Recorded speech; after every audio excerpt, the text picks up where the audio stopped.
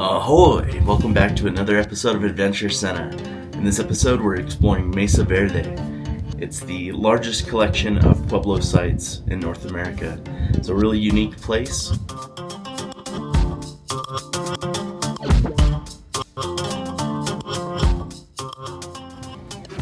They have a game room here at Farview Lodge for you to enjoy.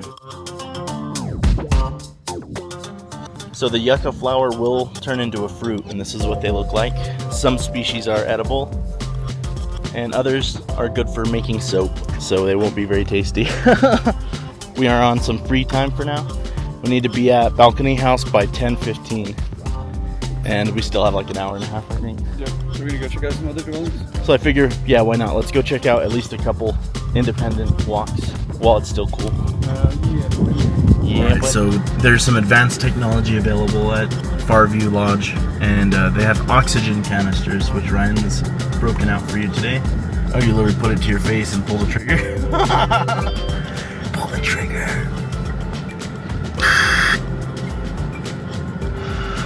It's actually not as offensive as you would expect up front.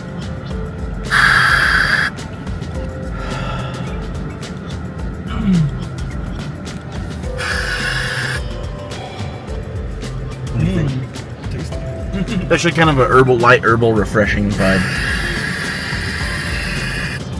Oh damn, I'm fucked up. Alright, so now we're headed down the Cliff Palace Trail in Mesa Verde. Very short walk from the parking lot.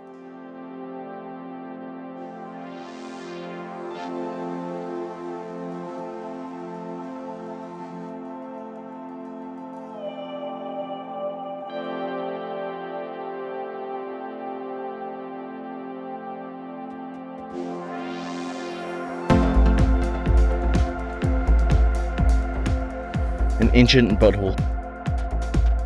So this will show you roughly where on the cliff to look, and you can find remnants of other Pueblo cliff dwellings. Yeah, but deep down to our right, Ryan, you can see some walls still standing. So as you can see, this is a whole different type of establishment for this civilization. This is cliff dwellings here for the most part, but there's elements of the Pueblos that you didn't see at Bandelier or Puye. But these ones look almost like they built the valley floor Pueblos up on a cliffside.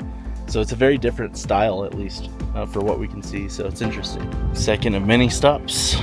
Lots of little spots for you to stop and get some views.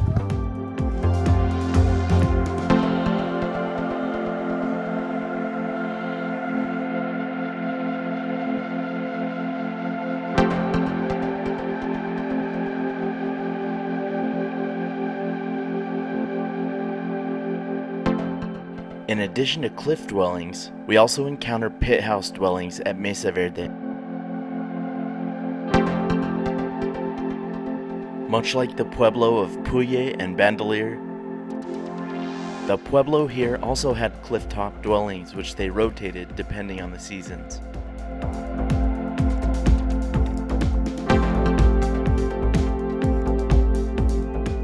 Another cool pit house. This one's much more substantial. Massive structures have been built over many of the pit houses and Pueblo structures remaining at Mesa Verde with the intent of preserving them. So the Kiva is the deepest place in the village. That's spiritually significant, being closer to the center of the earth. So Balcony House is one of the ones you truly cannot experience at all without going on a tour. Ryan and I are here at Balcony House about 10 minutes prior to our tour at 10:30. We'll be going down some trails that are typically closed, you can see. And our tour guide will be guiding us through the actual Balcony House cliff dwelling. Very exciting. Today. But before we go down, there's some really important safety things we need to talk about. Alright, so Ryan and I are on the Balcony House trail. Just showed our tickets. Our guide let us know this is a pretty treacherous hike. It's the most challenging one that you can do here on the guided tours. It's going to involve several ladders. They're going to be very hot from the sun. They'll be hot. And it does involve a tunnel where you won't see light at the other end, so you will be crawling through a tunnel on some stretch. So it should be interesting. Actually looking at Ute Mountain Tribal Park. Up until 1906, the land that would become Mesa Verde was part of the Ute Reservation. All right, descending from the top now. Later on we'll be climbing some ladders, so I don't know if I'll be able to film there. So the trail just kind of winds along the cliffside. Pretty cool. As you can see, we're on a large tour group. There's no other way to see this experience, so like it or not, this is the only way to do it. You'll be walking through lots of overhangs, carve-outs in the sandstone. Canyon cliff to our left.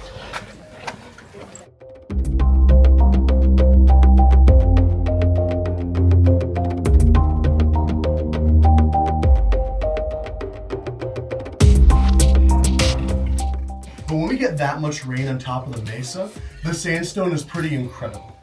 In between those gaps in the sand, there are microscopic cracks, and that's a very convenient place for that water to run down. So in many alcoves has a active drip spring, so that's filtering down through the rocks above. Here's the sacred spring, little alcove before the first ladder. Here behind me over my shoulder, people are starting to head up the ladder. We're gonna take up the rear so we can take our time and film. Okay, here at the ladder platform.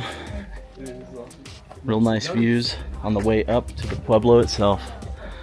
And there's the cliff wall.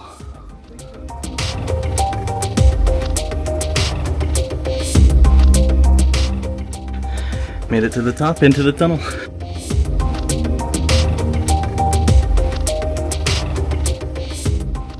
Here we are in the tunnel.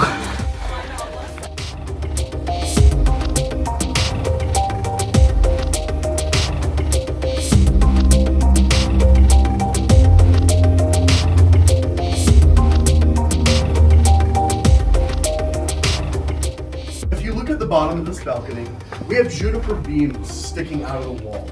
On top of those split rails, we've got 2 layers of mortar with a layer of juniper bark sandwiched in between. And that juniper bark is going to act like mortar and hold the entire thing together, make it much more structurally stable. But it also would have provided a lot of color. We find pinks and reds and whites all over Mesa Verde, and sometimes blacks inside Kivas.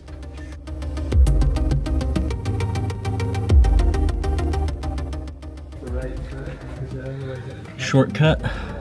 This area was built with a small wall, which is unusual. It's why this place is called Balcony House, along with the smaller balconies on these buildings. But they theorized this was a safe area for children to play. So could have been like a daycare yard. Kids could play here safely. Every single chip mark you see on this surface was hand carved by our ancestors. Incredible. Ryan's into the tunnel.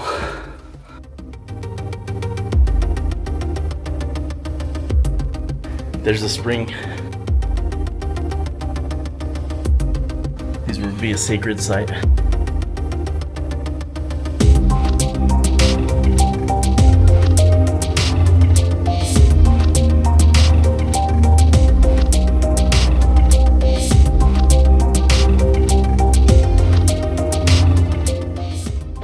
So Balcony House and many of the pueblos and cliff dwellings you're going to find are actually still in use today by the culture. So still a religious site. People still come here to pray and leave offerings, so pretty cool. And down below in the Kiva are some turkey feathers left by someone who was here to pray. Is it worth going way out of your way? Absolutely, especially since we did everything all within one trip. Because like it'd be rough to make this trip multiple times.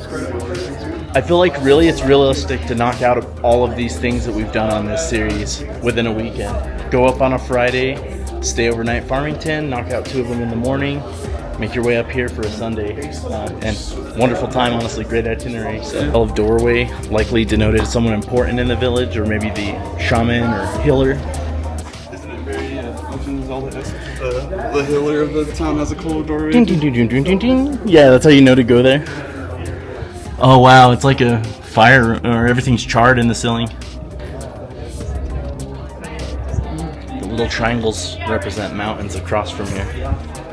Really beautiful.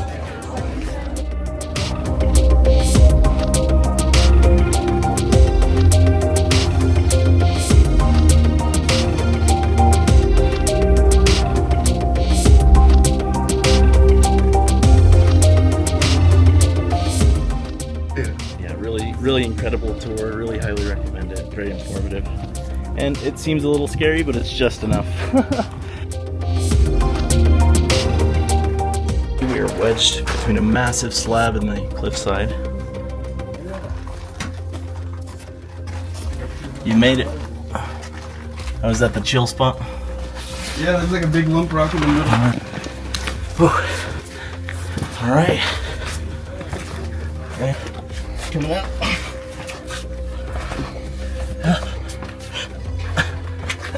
That is a bit tight, but it is doable. Woo! Yeah, that was the roughest bit for me.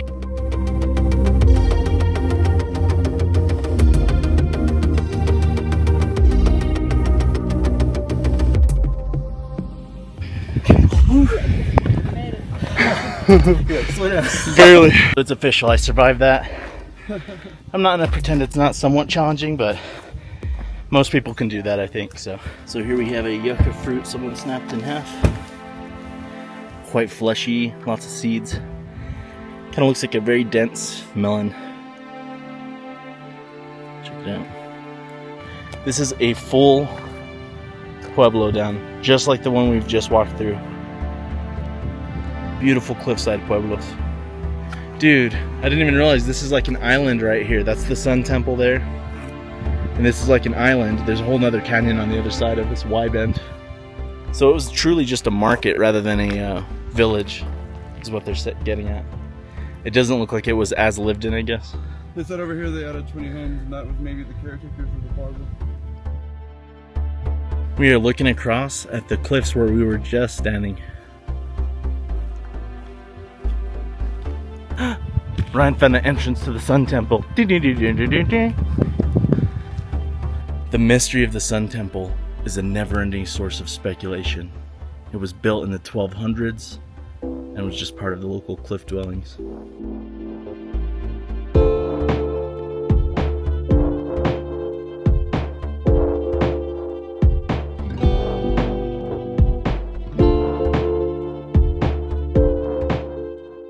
This is a restoration project. You can see the modern concrete used to create the gutters. The Sun Temple's pretty unique as far as all the other things here in the park. It's really feels like a temple, feels like a church. It's a very robust structure. All right, so on one edge of the Sun Temple, you can actually get a view inside. There's a big, beautiful tree just growing in the courtyard. Absolutely stunning structure. Oh wow, there's a cliff palace. Far across the chasm here is Cliff Palace. The largest among those cliff dwellings you'll find in the valley in the area. Our last stop was the Mesa Verde National Park Museum. The museum features authentic Pueblo artifacts, Navajo art, as well as examples of some of the food that the people here would have eaten. Prehistoric pottery, man.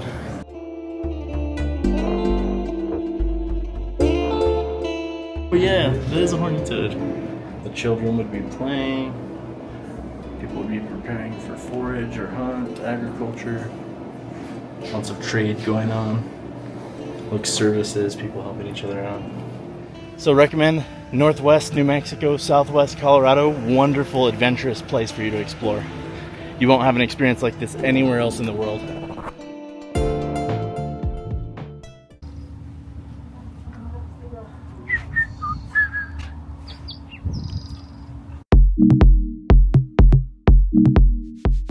On our way back to civilization, we made one final pit stop at the Aztec Pueblos.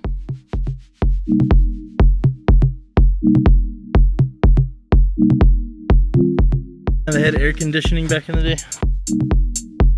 Wow.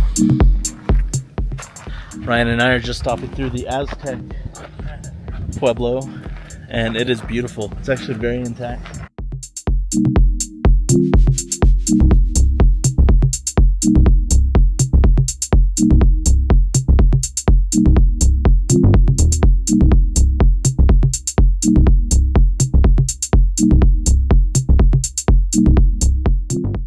Here in Aztec, you have a modern restoration of what a kiva would have looked like traditionally, and it's stunning. You hear the bats? It's incredible to finally get to stand inside this renovated kiva, though it is a bit of a modern take.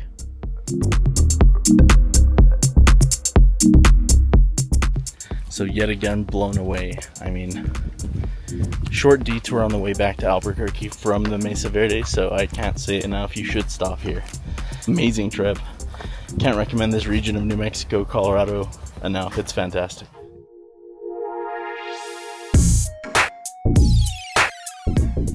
Thanks for watching this episode of Adventure Sena. Help me out with a like, share, subscribe, and hit that notify bell. It really helps out.